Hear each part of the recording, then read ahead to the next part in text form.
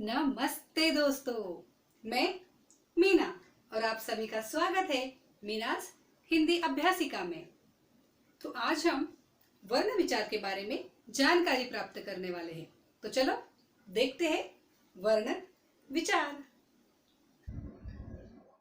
नमस्ते बच्चों, आपने ध्यान दिया होगा कि बोलते समय हमारे मुख से ध्वनियां निकलती है।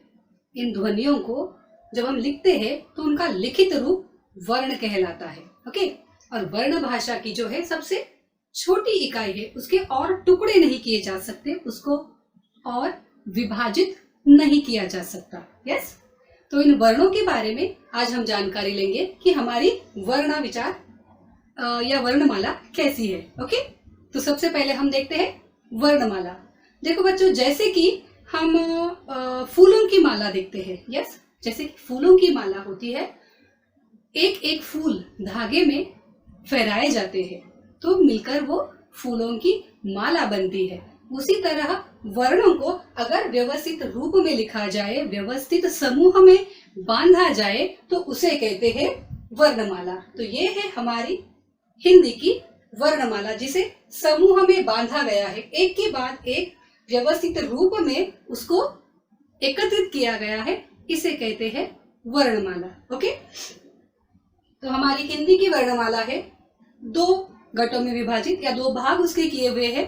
एक है स्वर और दूसरा है व्यंजन। ओके, तो स्वर आप सबको पता है, स्वर जो होते हैं अ से लेकर औ तक, अ, आ, ई, उ, रु, ए, ऐ, ओ, औ, ये सब क्या है? स्वर है। और हिंदी की स्वर संख्या है 11। यस, उसी तरह व्यंजन भी है। व्यंजन है क से लेकर ह तक 33। इसको अलग अलग वर्गों में विभाजित किया गया है। जैसे पंक्ति में पहला अक्षर जो है उस नाम से उसको जाना जाता है। जैसे क वर्ग में आते हैं क, ख, ग, घ, ङ। ये जो वर्ण है ये आते हैं क वर्ग में। उसके पश्चात च वर्ग में आता है च, श, ज, झ, य। ये च वर्ग के अंतर्गत आते हैं। ट, ठ, ड, ढ, ण, ये जो है ट वर्ग के अंतर्गत आते हैं। मतलब इस वर्ण का, इस पंक्ति की पहला जो वर्ण है, इनके नाम से इनको जाना जाता है। उसी तरह त वर्ग में आने वाले हैं त, थ, द, ध, न। प, फ, ब, भ, म, ये प वर्ग के अंतर्गत आते हैं। और ये जो है क से लेकर प तक, क से लेकर म तक, इन्हें स्पर्श व्यंजन कहा जाता है। बाद में है य, र, ल और व, ये अंतस्थ व्यंजन कहे जाते हैं। और श, श, स, ह, ये ऊष्म व्यंजन। अब इन व्यंजनों को ये नाम क्यों पड़े हैं, ये हम अगली कक्षा में विस्तार से देखेंगे। ओके, उसके बाद ये जो वर्ण है आपके ग, य, ण, न और म, इन्हें हम कहते हैं पंचम वर्ण। ओके, इन्हें पंचम वर्ण के नाम से जाना जाता है। इस हर पंक्ति में ये 5वें स्थान पर है और इन्हें पंचम वर्ण के नाम से भी जाना जाता है। अब ये होगी हमारी वर्णमाला। ओके, बट इस वर्णमाला के साथ साथ कुछ अन्य वर्ण भी हमारी हिंदी के अभ्यास में है, जो है अम और आह। ये जो है अयोगवाह है। ये स्वरों के बाद आते हैं, इनका जो स्थान है स्वरों के बाद होता है और व्यंजनों से पहले, इसलिए इन्हें अयोगवाह कहा जाता है। उसके बाद आता है आपका अ, ज और फ। ये आगत ध्वनियां हैं। ये दूसरी भाषाओं से जो शब्द हमारी हिंदी में प्रयोग किए जाते हैं उनमें इनका प्रयोग होता है। इसके साथ साथ क्ष, त्र, ज्ञ और श्र, ये है संयुक्त व्यंजन। इन संयुक्त व्यंजनों का अभ्यास हम जब व्यंजनों के बारे में पढ़ेंगे तब विस्तार से करेंगे। यस, तो इस तरह हमने देखा हिंदी वर्णमाला, स्वर, व्यंजन, पंचम वर्ण, कुछ अन्य स्वर भी हमने इसके साथ साथ देखे हैं। यस, जैसे कि हमने देखा हिंदी वर्णमाला के दो भाग है, एक स्वर और दूसरा व्यंजन। तो अब हम स्वरों के बारे में विस्तृत जानकारी लेते हैं। आपको पता है कि स्वरों का उच्चारण करते समय उनका उच्चारण स्वतंत्र रूप से किया जाता है। ओके, इन्हें जब हम बोलते हैं तो हमारे मुख से हवा जो है बिना रुकावट के निकलती है।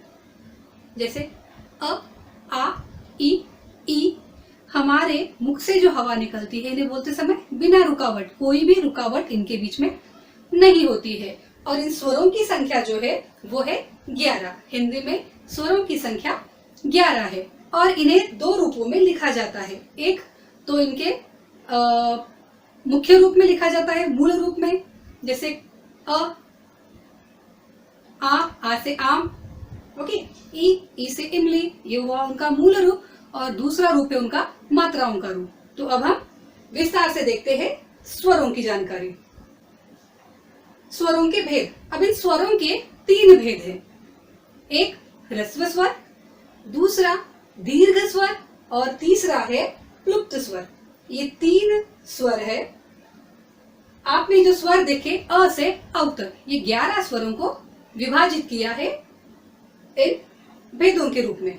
ओके, तो पहला है आपका ह्रस्व स्वर।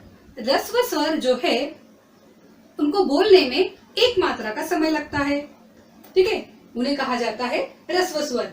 अ, ई, उ और रू, ये जो है 4 स्वर ह्रस्व स्वर कहलाते हैं। ओके, और इनके उच्चारण में एक मात्रा का समय लगता है। दूसरा भेद है आपका दीर्घ स्वर। दीर्घ स्वर जो है वो है 7 स्वर है जो दीर्घ स्वर के अंतर्गत आते हैं और वो है आ, ई, उ, ए, ऐ, ओ, औ। और इन स्वरों को आप कैसे पहचानोगे? तो इनके दीर्घ स्वर जो होते हैं उनके उच्चारण में दुगुना समय लगता है। ह्रस्व स्वर में एक ही मात्रा का समय लगता है, तो ह्रस्व स्वर से द्विगुना समय जो है वो लगता है दीर्घ स्वरों के उच्चारण में।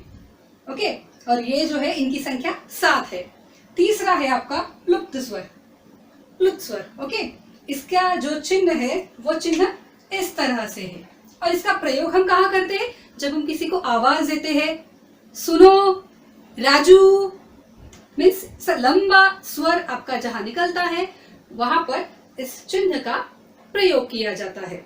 ओके, इनके साथ साथ और भी कुछ अलग स्वर या कुछ अन्य स्वर हम कहेंगे उन्हें, वो है अनुस्वार, अनुनासिक और विसर्ग। जैसे कि हमने देखा ये कुछ अन्य वर्ण हमारी वर्णमाला के हैं।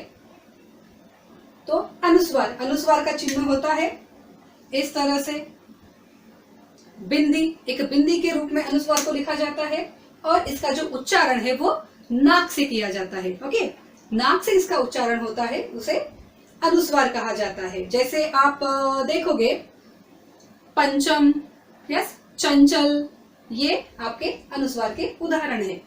दूसरा है अनुनासिक। अनुनासिक का चिन्ह इस तरह से होता है, ये है अनुनासिक का चिन्ह, चंद्र बिंदु भी से कहा जाता है। और इसका जो उच्चारण होता है वो गले और नाक से होता है, जैसे पांव, गांव, इस तरह से शब्द अनुनासिक के बना सकते हैं हम। तीसरा है विसर्ग।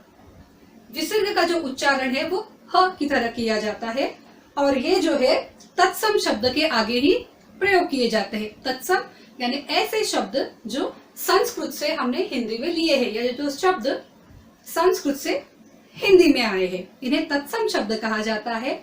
और ऐसे ही शब्दों के सामने इस विसर्ग का प्रयोग किया जाता है, जैसे प्रातः, अतः, प्राय, इन शब्दों के सामने इनका प्रयोग हमेशा होता है। तो हमने देखा स्वर, स्वरों के भेद, स्वरों के 3 भेद होते हैं और उसके बाद अनुस्वार, अनुनासिक और विसर्ग। तो यहाँ तक हमने वर्ण विचार के अंतर्गत स्वरों के बारे में जानकारी प्राप्त की। व्यंजनों के बारे में हम अगले वीडियो में विस्तार से जानकारी प्राप्त करेंगे, तो देखना ना भूले वर्ण विचार वीडियो भाग 2। धन्यवाद।